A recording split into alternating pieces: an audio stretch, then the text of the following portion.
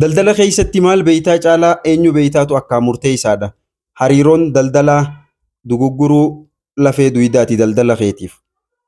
Maammilli gaariin oomisha kan kee sadarkaa olaanaadhaan sirraa fudhatu akkasumas investimentii guddaan akkasuma michummaan gaariinis kan siif argamtu beeksisa keessaa osoo hin taane hariiroo keessaahi.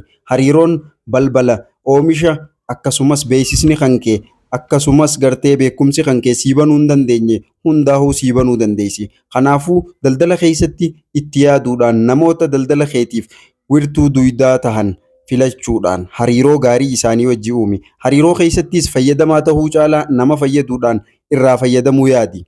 Maalitti beeyta oomisha ati hargaarraa itti dadhabdee asiin geesse kana hariiroon nama tokko wajjiin uumtu guutuma guututti milkaa'ina isaatiif wabii tahuu dandeessi. Hordofuun dagatinaa horiif hormaatan dhabinaa isiniin jenna. Akkasuma yaada keessanis koomentii jala nuu kaayuu hin dagatinaa. Hariiroo ja'atis koomentii godhaa.